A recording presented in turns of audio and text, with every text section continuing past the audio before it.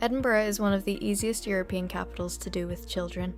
Almost everything sits within walking distance in the Old Town, and the history is the kind that actually holds a child's attention. There are castles, kirkyards, a loyal dog with his own statue, and there's enough green space and animals close by that nobody spends 2 days stuck indoors.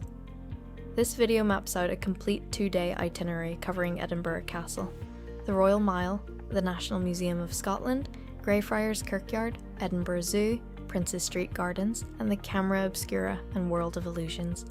The timings are realistic, the pacing includes proper rest breaks, and there's a link to the full printable version with all the costs in the description below. This is completely free. Stay with us to the end, because Day 1 finishes with one of Edinburgh's most loved true stories, and Day 2 closes with an attraction that plays tricks on the eyes across 5 floors and a rooftop terrace. Let's cover a few practicalities before we get into the itinerary. The UK uses the pound sterling, and cards and contactless are accepted almost everywhere, so you rarely need cash. For water, snacks, and anything you've forgotten, Sainsbury's Local and Tesco Express both have branches around the Royal Mile in Old Town, and Boots is your best bet for anything from the pharmacy. If you want a cheap, fast breakfast or a mid-morning treat, Greggs is a Scottish bakery chain found on nearly every street, and is worth knowing about with children in tow. For getting around, the Old Town is compact and walkable, and everything on Day 1 is within easy reach on foot. Day 2 is different because Edinburgh Zoo sits outside the centre, so you'll want the bus. You can pay by contactless card when you board, which is the easiest option, or with exact cash since drivers don't give change. A day ticket is worth buying if you think you'll take more than one journey, but isn't necessary if you are strictly following this itinerary. Uber and taxis are available and useful if you're tired or the weather turns, but for this itinerary the bus covers everything you need and is the cheaper option. If you haven't booked accommodation yet, Old Town or New Town both work well. Old Town puts you closest to Day 1, and either is a short bus ride from the zoo on Day 2. One more thing worth knowing about is the Royal Edinburgh ticket, which bundles the castle, the Palace of Holyrood House, the Royal Yacht Britannia, and 48 hours of bus travel. It isn't necessary for this itinerary, but if you're planning to add those extra stops, it can work out as good value. And finally, make sure to pack for changeable weather. Edinburgh can turn from sun to rain within the hour at any time of year, so layers and a light waterproof are worth having regardless of season. Start Day 1 at 10 o'clock at Edinburgh Castle. Book your tickets online in advance, since a family ticket for 2 adults and 2 children works out cheaper than buying individually, and it also guarantees entry on a day when things can sell out.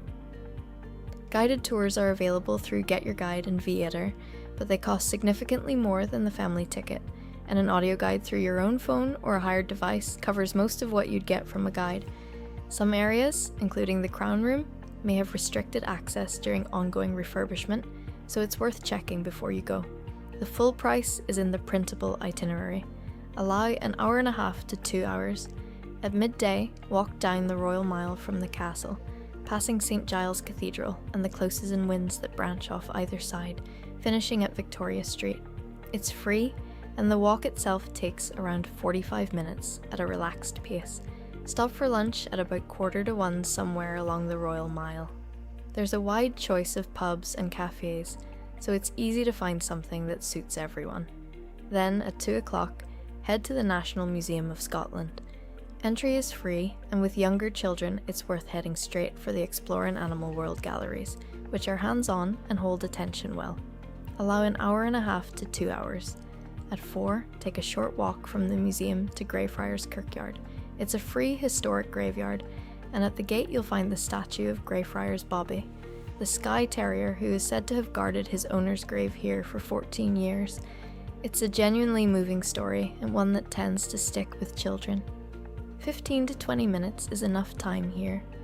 Head back to your accommodation at 4:30 for a rest before the evening. Then, at 6:30, go out for dinner in the Old Town.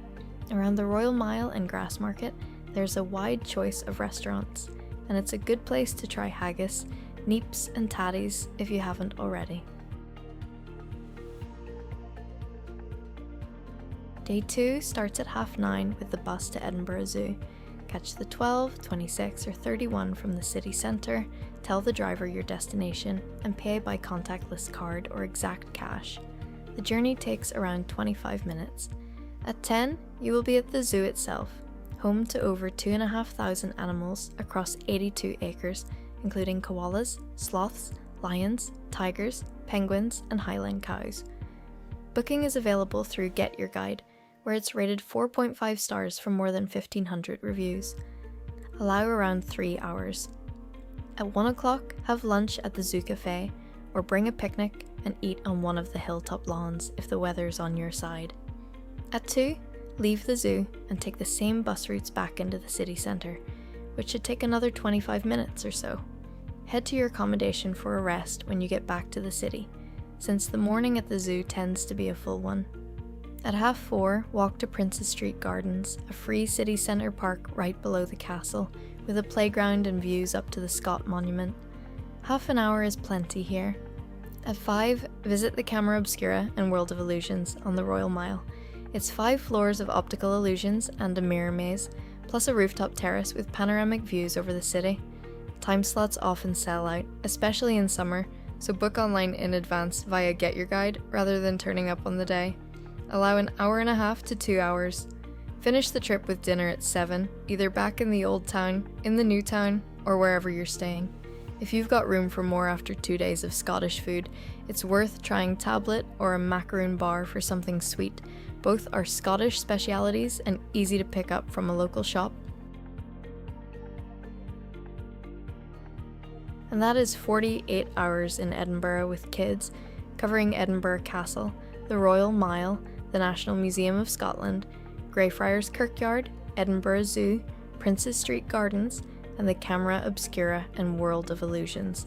The full printable version of this itinerary, with all the costs, practical tips, and a local food guide, is available to download in the description below.